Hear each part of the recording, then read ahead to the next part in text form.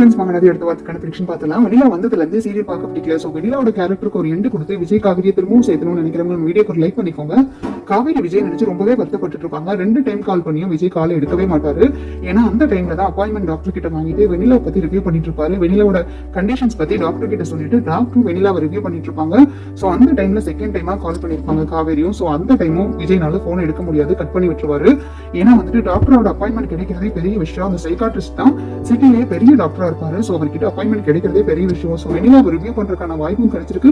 வெண்ணிலாவை அவர் சீக்கிரம் ரெடி பண்றேன்னு சொல்லியிருக்காரு. வெண்ணிலாவை கம்ப்ளீட்டா வந்துட்டு கியூர் பண்றேன்னு சொல்லிட்டு ப்ராமிஸ் பண்ணியிருக்காரு. ஸோ இந்த டைம்ல காவேரியோட கால் பேசவோ இதுக்கும் டைம் இல்லை அப்படின்ற மாதிரி நினைச்சிட்டு காவேரியோட காலை வந்து கோல்ல போட்டுருவாரு, கட் பண்ணி விட்டுருவாரு. நம்ம வீட்டுக்கு போய் காவேரி கிட்ட எல்லாமே எக்ஸ்பிளைன் பண்ணிடலாம். ஆல்ரெடி அந்த லெட்டரே அவ பாத்துருப்பான்னு நினைக்கிறேன். அந்த லெட்டரை பார்த்துட்டு தான் அவ இப்ப கால் பண்றான்னு நினைக்கிறேன். ஸோ அவளை போய் சமாதானப்படுத்திக்கலாம். எங்க போயிட போறா, நம்ம காவேரி தானே, அவளுக்கு நம்ம ஒரு சுச்சுவேஷன் புரியும் அப்படின்ற மாதிரி அவரும் காலை கட் பண்ணி விட்டுருவாரு. அந்த டைம்ல பாத்தீங்கன்னா கரெக்டா ராகினி போய் காவேரி வெறுப்பேற்ற ஆரம்பிச்சிருவாங்க.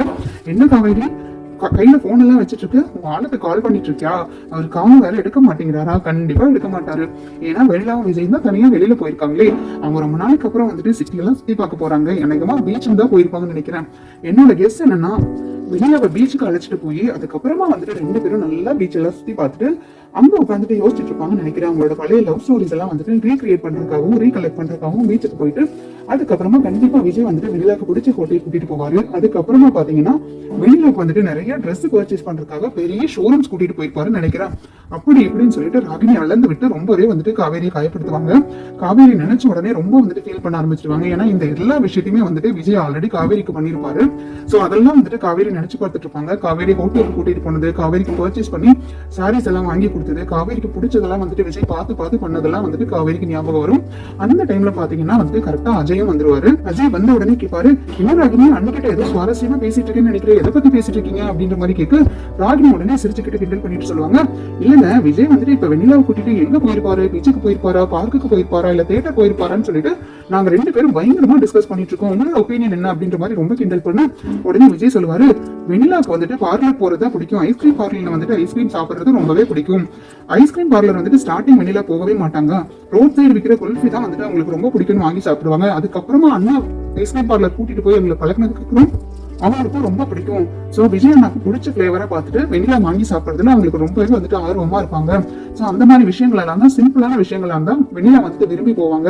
சோ கண்டிப்பா அவங்களுக்கு பீச் பார்க் எல்லாம் பிடிக்காது, இந்த மாதிரி சின்ன சின்ன ஐஸ்கிரீம் பார்லர் போறதுக்கு தான் ரொம்ப பிடிக்கும் அப்படின்ற மாதிரி சொல்ல காவேரி இன்னுமே ரொம்ப வருத்தப்படுவாங்க. இவங்க 2 பேரும் மாத்தி வெண்ணிலாவையும் விஜயும் வந்துட்டு சேர்த்து வச்சு பேசுறதுல ரொம்பவே வருத்தப்பட்டு அழுக ஆரம்பிச்சிருவாங்க. அந்த டைம்ல பாத்தீங்கன்னா கரெக்டா கங்காவும் வந்துருவாங்க.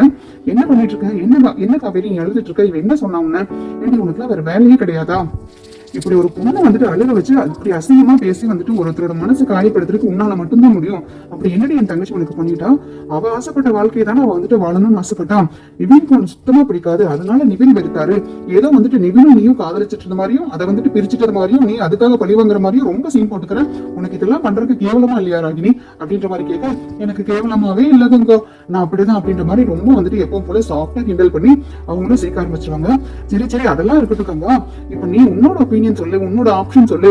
விஜய் வெண்ணிலாவும் இப்ப பார்க்குக்கு போயிருப்பாங்களா, பீச்சுக்கு போயிருப்பாங்களா, இல்ல அஜய் சொன்ன மாதிரி ஐஸ்கிரீம் பார்லர் போயிருப்பாங்களா அப்படின்ற மாதிரி கேட்டு கிண்டல் பண்ண, வாய் மூட உனக்குலாம் கொஞ்சம் கூட அசிங்கமா இருக்காதா, இப்படி எல்லாம் சொல்லிதான் என் தங்கச்சியை வந்துட்டு அழுக வச்சுட்டு இருக்கியா, அவங்க அப்படி எல்லாம் போறதுக்கு வாய்ப்பே கிடையாது, இந்த மாதிரி கீழ்த்தரமா யாரும் நடந்துக்கவும் மாட்டாங்க, யோசிக்கவும் மாட்டாங்க.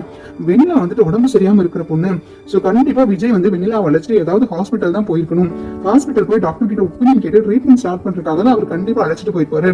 இதுக்கு பின்னாடி வந்துட்டு எந்த அசிங்கமான செயலும் இருக்காது அப்படின்ற மாதிரி சொல்ல, காவேரி நீ பாடி, இவெல்லாம் சொல்றதெல்லாம் கேட்டுட்டு நீ வேற ஃபீல் பண்ணிட்டு இருக்கியா, இவளை பத்தி உனக்கு தெரியாதா, உன் புருஷனை மத்தவங்க ஏதாவது தப்பா சொன்னா நீ தான் அந்த இடத்துல போல்டா பேசணும், அப்படி எல்லாம் ஏதோ இருக்காதுன்னு நீ உன் புருஷனுக்கு சப்போர்ட் பண்ணி பேசினேன்னா இந்த மாதிரி பேசுறவங்க எல்லாம் வாயை மூடிட்டு போயிருவாங்க. கூடவே இருந்துட்டு இந்த மாதிரி குழி பறிக்கிற ஆளுங்களை எல்லாம் என்னதான் பண்றதும், இவ்வளவு கேவலமா நடந்துக்கிறவங்களுக்கு ஒரு நாள் இல்ல ஒரு நாள் கண்டிப்பா கடவுள் தண்டனை கொடுப்பாருன்னு அஜயை பார்த்து முறைச்ச மாதிரி கங்கா சொல்லிட்டு போவாங்க. அதுக்கப்புறம் காவேரி கங்காட்டு சொல்லுவாங்க, ஏற்கனவே அவளை திட்டுற, அவ சொல்றதுல என்ன தப்பு இருக்கு, அதுக்கு தகுந்த மாதிரி தானே விஜயும் நடந்துக்கிறாரு, என் பொறுமையை ரொம்ப சோதிக்கிறாருக்கா, நான் அமைதியா போக போக அவருக்காக யோசிக்க என்னோட பொறுமை என்னை விட்டு சுத்தமா போயிட்டு இருக்கு, என்னோட நம்பிக்கையும் வந்துட்டு கொஞ்சம் கொஞ்சமா நான் இழந்துட்டு இருக்குங்கா, அவர் போனதுல தப்பு கிடையாது, நீ சொன்ன மாதிரி ஹாஸ்பிட்டலே போயிருக்கட்டும், அட்லீஸ்ட் என்கிட்ட ஒரு வார்த்தை சொல்லிட்டாவது போயிருந்திருக்கலாம், கால் பண்ணியாவது ஒரு வார்த்தை சொல்லியிருக்கலாம். நான் 2 முறை கால் பண்ணி அவர் எடுக்க மாட்டேங்கிறாரு, கட் பண்ணி விடுறாரு. அதுக்கு என்ன அர்த்தம்? அவங்க கூட இருக்கும்போது வந்துட்டு என்ன நான் டிஸ்டர்ப் பண்ற மாதிரி தானே அவர் ஃபீல் பண்றாருன்னு நினைக்கிறேன். அதனாலதான் என் போனை கட் பண்ணி விடுறாரு. இந்த அளவுக்குலாம் வந்துட்டு என்ன கீழ்த்தரமா அவர் நடத்தினதே கிடையாது. நானும் அவரும் ஸ்டார்டிங்ல பிடிக்காம கல்யாணம் பண்ணி ஸ்டார்டிங்ல மனசு வேறுபாடு நிறையவே இருந்துச்சு, கருத்து வேறுபாடு எங்களுக்குள்ள நிறைய இருந்துச்சு. அப்ப கூட வந்துட்டு நான் பேசுறதுக்கான வேல்யூ கொடுப்பாரு, என்ன ஒரு மனுஷன் நினைச்சாவது என்ன ஒழுங்கா ட்ரீட் பண்ணிட்டு இருந்தாரு. பட் இந்த அளவுக்கு கீழ்த்தரமா நான் எப்பவுமே நடத்துனது கிடையாது. ஏன் தான் அந்த வீட்டுல இருக்கணும்னு இருக்குக்கா, எனக்கு ஒவ்வொரு நிமிஷமும் நரகத்துல இருக்க மாதிரி இருக்கு.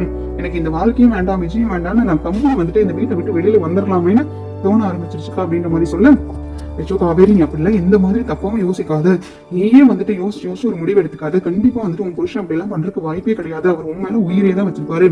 அவர் பண்ற இது எல்லாமே வந்து உன் புருஷனா தான் பண்ணுவாரு. அதை தாண்டி அவருக்கு எந்த எண்ணமும் இருக்காது.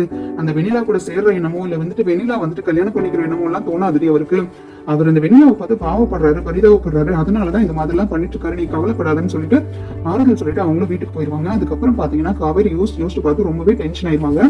அதுக்கப்புறம் தாத்தா கிட்ட போய் சொல்லுவாங்க, நான் இந்த வீட்டை விட்டு கிளம்புற தாத்தா, இதுக்கு மேல நான் இந்த வீட்டுல இருக்கிறதுல ஒரு பிரயோஜனமும் கிடையாது. நான் யாரையும் காயப்படுத்தக்கூடாது, உங்களை எல்லாம் கஷ்டப்படுத்திடக்கூடாதுங்கிறதுக்காக என்ன நடக்கிற எல்லாத்தையும் பல்ல கடிச்சிட்டு பார்த்துட்டு இருக்கேன். பட் இதுக்கு மேல எனக்கு பொறுமை இல்லை, என் மனசும் வந்துட்டு ஒத்துக்க மாட்டேங்குது. விஜயும் வெண்ணிலாவும் வந்துட்டு க்ளோஸா இருக்கிறத பார்த்தா கூட எனக்கு மனசுக்கு அவ்வளவு கஷ்டமா இல்லை. ஆனா விஜய் வந்துட்டு என்ன ஒரு பொருட்டாவே நினைக்க மாட்டேங்கிறாரு. என்ன ஒரு மனுஷன் நினைச்சு கூட என்ன பண்றாரு, ஏது பண்றாரு, என்ன நடக்குதுன்னு கூட என்கிட்ட ஒரு வார்த்தை சொல்ல மாட்டேங்கிறாரு. இதெல்லாம் பார்க்கும்போது எனக்கு ரொம்ப கஷ்டமா இருக்கு தாத்தா. நான் அவரோட ஒய்ஃபா வாழ்ந்ததுல ஒரு அர்த்தமும் கிடையாது, இனிமேல் வாழ போறதுலயும் ஒரு யூஸும் கிடையாதுன்னு எனக்கு நல்லாவே புரிஞ்சிருச்சு. நான் கண்டிப்பா போய் எங்க அம்மா வீட்டுல இருக்கேன், எல்லா பிரச்சனையும் சரியாகட்டும், அதுக்கப்புறமா பார்க்கலாம். எனக்கும் வந்துட்டு அவர் மறக்கிறது கஷ்டம் தான், அவர் கூட வாழ்ந்த வாழ்க்கையும் சரி அவரையும் சரி. ஆனா எனக்கு வேற வழியில தாத்தா, நீங்க என்ன தப்பா நினைக்காதீங்க அப்படின்ற மாதிரி பேசிட்டு இருக்க. தாத்தாவும் ஆறுதல் சொல்லிட்டு இருப்பாங்க. தயவு செய்து இப்படி எல்லாம் யோசிக்காத காவேரி, நான் விஜய் கிட்ட ஏற்கனவே பேசியிருக்கேன் இதை பத்தி. வெளியில இந்த வீட்டுல வைக்காம நம்ம வெளியில கெஸ்ட் ஹவுஸ்லயோ இல்ல வேற ஏதாவது வீட்லயோ தங்க வச்சு கேர்டேக்கர் மூலியமா வந்துட்டு அந்த பொண்ணுக்கான எல்லா ஹெல்ப்பையும் பண்றதுக்காக அவன்கிட்ட ஆல்ரெடி கேட்டிருக்கேன். அவனும் வந்துட்டு உன்னை யோசிச்சுதாமா எல்லா முடிவும் பண்றான், உன்னை அப்படியெல்லாம் அவன் வெறுத்துட மாட்டான், அவனுக்கு நீதாமா முக்கியம். அது அவனே என்கிட்ட சொன்னான். அதனால நீ பொறுமையா இருக்கா வேறு, எந்த அவசர முடிவும் எடுத்துறாத. இந்த மாதிரி அவசர முடிவு எடுக்கிறதுனால பாதிக்கப்படுறது நீங்க மட்டும் இல்ல, எல்லாரும் தான். கொஞ்சம் பொறுமையா இருமா. என் காவேரி எப்பவுமே வந்துட்டு எதுவுமே வந்துட்டு பொறுமையா தீர்வா வந்துட்டு முடிவு எடுப்பாங்கிறது எனக்கு தெரியும். நீ ஒரு தடவை 2 தடவை எந்த அவசர கோளாறுல ஏதாவது முடிவு எடுத்திருந்தாலும் அது நல்ல விதமா தான் முடிஞ்சிருக்கு, தப்பான முடிவுலாம் இங்க என்னைக்குமே போனதில்லை. பட் இந்த தடவை நீ தப்பான முடிவு எடுத்துறாத காவேரி, உன்னை தயவு செய்து கையெடுத்து உங்ககிட்ட கேட்டுக்கிறேன் அப்படின்ற மாதிரி சொல்லிட்டு இருக்கேன். கரெக்டா விஜய் உள்ள கூட்டிட்டு வந்துருவாரு வெண்ணிலாவை. அங்க காவேரி நிக்கிறதே வந்துட்டு அப்பவும் கண்டுக்கவே மாட்டாரு, காவேரி கன்சிடரும் பண்ணிக்க மாட்டாரு, காவேரி கிட்ட பேசணும்னு நினைக்க மாட்டாரு. அங்க இருந்து வந்ததுமே வந்துட்டு, தாத்தா ஹாஸ்பிட்டல் என்ன நடந்துச்சு தெரியுமா, ஹாஸ்பிட்டல் டாக்டர் சொன்னதெல்லாம் கேட்டு நான் ரொம்பவே ஷாக் ஆயிட்டு தாத்தா. இனிமேல் வெண்ணிலாக்கு வந்துட்டு எல்லா ட்ரீட்மெண்ட்டும் எல்லா தேவையான அரேஞ்ச்மெண்ட்ஸ் எல்லாமே நம்ம வீட்டுல இருந்து மட்டும்தான் பண்ணணும். அவளுக்கு கண்டிப்பா வந்துட்டு அவ பக்கத்திலேயே கூடவே இருந்து பாத்துக்கிற மாதிரி ஒருத்தர் வேணுமாமா. அதான் இப்ப அவ எல்லாத்தையும் மெமரி லாஸ் பண்ணி என் ஞாபகத்தை மட்டும்தான் அவன் மெமரியில ஃபுல்லா வந்துட்டு சேவ் பண்ணி வச்சுட்டு இருக்காளாம். அதுவும் 20% மட்டும்தான் அவளுக்கு என்னோட மெமரிஸ் இருக்காமா. சோ என்னால மட்டும்தான் அவளோட மெமரிஸ் எல்லாமே ரீகலெக்ட் பண்ணி கொண்டு வர முடியுமாமா. சோ என்னால மட்டும்தான் அவளோட பழைய வாழ்க்கை எல்லாத்தையுமே வந்துட்டு ரீகலெக்ட் பண்ண முடியும். சோ வந்துட்டு வெண்ணிலாக்கு வந்துட்டு பக்க பலமா இருந்தா அவளோட லைஃபை வந்துட்டு திரும்பி கூட்டிட்டு வர பொறுப்பு நம்ம எல்லாருக்குமே இருக்கு தாத்தா. அதனால தயவு செய்து வெண்ணிலாவை இங்க இருந்து அனுப்புறத பத்தியோ இல்ல வந்துட்டு கேர்டேக்கர் வச்சு அவளை கவனிச்சுக்கிறத பத்தியோலாம் நீங்க பேசவே வேண்டாம். நான் உயிரோடு இருக்கும்போது நான் என் வெண்ணிலாவை விட்டுறவே மாட்டேன். அது போக டாக்டர் திரும்ப திரும்ப சொன்ன ஒரே விஷயம், ஒருவேளை நீங்க வந்துட்டு வெண்ணிலா விட்டு போயிட்டீங்களாலோ இல்ல நீங்க வெண்ணிலா விட்டு போயிருவீங்கன்ற மாதிரி யாராவது ஒரு மன தோற்றத்தை அவங்களுக்குள்ள கிரியேட் பண்ணி விட்டுட்டாலோ வெண்ணிலா வந்துட்டு ரொம்ப கிரிட்டிக்கல் ஸ்டேஜுக்கு போயிருவாங்களாமா. அவங்களுக்கு யாருமே இல்ல, எல்லாத்தையும் இழந்துட்டோம் அப்படின்ற மாதிரி அவங்க மனசுக்குள்ள ஏதாவது பதிவாயிடுச்சுன்னா அவங்களுக்கு திருப்பியும் வந்துட்டு எந்த மெமரிஸுமே இல்லாம சுத்தமா அவங்க பிளாங்க் ஆகி கோமாக்கு கூட போறதுக்கு வாய்ப்பு இருக்கு. சோ அவங்க உயிரை கூட இதை பாதிச்சிடும் அப்படின்ற மாதிரி ரொம்ப ஸ்ட்ரிக்டா சொல்லியிருக்காரு. அதனால வந்துட்டு நான் அவளோட மனசு போனாம அவளை வந்துட்டு பக்கத்திலேயே இருந்து பாத்துக்க வேண்டிய கடமையும் பொறுப்பும் ஏன் சொல்ல போனா வந்துட்டு கட்டாயம் கூட இருக்கு தாத்தா. அதனால என்னை யாருமே போர்ஸ் பண்ணிடாதீங்க வெண்ணிலா விஷயத்துல. அப்படி ஏதாவது தப்பு நடந்துருச்சுன்னா வந்துட்டு அதுக்கு முழுக்க முழுக்க காரணம் நானா தான் இருப்பேன். அந்த சித்தப்பா மட்டும் என் கையில கிடைச்சா அந்த ஆளை நான் விடவே மாட்டேன். அந்த ஆள்னாலதான் எனக்கு இத்தனை நிலைமையும் வந்திருக்கு. என் வெண்ணிலா எப்படி தேவதையா இருந்தவன், எல்லாத்துக்கும் நல்லதே நினைச்சு நல்லதே வந்துட்டு யோசிக்கிறவ, அவளுக்கு இப்படி ஒரு நிலைமையை கொண்டு வந்து விட்ட அந்த ஆளை நான் சும்மாவே விட மாட்டேன் தாத்தா. அந்த ஆள் இன்கேஸ் வந்தாலும் அந்த ஆளை உள்ளேயே விட்டுறாதீங்க. ஒருவேளை அந்த ஆளை வெண்ணிலா பார்த்தாலும் சரி இல்ல வெண்ணிலா கிட்ட அந்த ஆள் போய் ஏதாவது பேசி குழப்பி விட்டாலும் சரி, அது வெண்ணிலாக்கு தான் பிரச்சனை. அதனால அவர் வந்தாருன்னா தயவு செய்து உள்ள விட்டுறாதீங்க, வெளியில அனுப்பி விட்டுருங்க. வெண்ணிலா வந்துட்டு எப்பவுமே சேஃபா இருக்கணும். அவ சேஃபா இருக்கிறதுக்கான ஒரே இடம் நம்ம வீடு மட்டும்தான் தாத்தா. அவங்களை தயவு செய்து கையெடுத்து கும்பிட்டு கேட்டுக்கிறேன், இதுல எந்த பிரச்சனையும் பண்ணிடாதீங்க அப்படின்ற மாதிரி பேசிட்டு உள்ள போயிடுவாரு வெண்ணிலா கூட்டிட்டு. அதுக்கப்புறமா வந்துட்டு காவேரி கிட்ட பேசலாம்னு சொல்லி வருவாரு. காவேரி உனக்கு புரிஞ்சிருக்கும்னு நினைக்கிறேன் அப்படின்ற மாதிரி பேச ஸ்டார்ட் பண்ணும்போது கரெக்டா வந்துட்டு வெண்ணிலா இரும ஆரம்பிச்சிருவாங்க. வெண்ணிலா இருமுனமே வெண்ணிலா என்னாச்சுமா அப்படின்ற மாதிரி வெண்ணிலா தலையை தட்டிவிட்டு தண்ணி எடுக்கிறதுக்காக அவசர அவசரமா கிச்சனுக்கு ஓடிடுவாரு. கிச்சனுக்கு போய் தண்ணி எடுத்து வெண்ணிலாவுக்கு கொடுத்ததுக்கு அப்புறம் வெண்ணிலாவை மெதுவா வந்துட்டு கூட்டிட்டு போயிடுவாரு. ரூமுக்கு கூட்டிட்டு போய் நீ ரொம்ப டயர்டா இருப்ப, உனக்கு மெடிசன்ஸ் வேற கொடுத்துருக்காங்க, மெடிசன்ஸ் போடணும் அப்படின்ற மாதிரி கூட்டிட்டு போய் வெண்ணிலா கிட்ட வந்துட்டு பேசிட்டு இருப்பாரு. சோ அந்த டைமும் பாத்தீங்கன்னா காவேரி சுத்தமா விஜய் மறந்துடுவாரு. காவேரி கிட்ட அட்லீஸ்ட் நடந்ததெல்லாம் சொல்லணும், அவங்க கிட்ட வந்துட்டு பர்மிஷன் வாங்கலைனாலும் அட்லீஸ்ட் வந்துட்டு ஒரு உடன்பாடா வந்துட்டு அவங்களோட கருத்து என்னங்கிறது கேட்கணும்.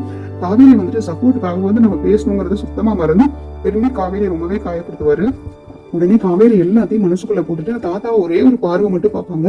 இவ்வளவு நேரம் இவ்வளவு சொல்லிட்டு இருந்தீங்களா தாத்தா, எனக்கு தான் அவங்க சப்போர்ட் பண்ணுவாரு, என்ன நினைச்சுதான் அவர் எல்லாமே பண்ணிட்டு இருக்காரு, என்ன மீறி எதுவுமே பண்ணிட மாட்டாரு, நான் தான் முக்கியம் அப்படின்ற மாதிரி என்கிட்ட அவர் பேசவும் செய்வாரு, என்கிட்ட எல்லாத்தையுமே வந்துட்டு எக்ஸ்பிளைன் பண்ணவும் செய்வாருன்ட்டு இவ்வளவு நேரம் சொன்னீங்கல்ல, இப்ப இவருக்கு பண்ணதுக்கான அர்த்தம் என்னது புரிஞ்சா?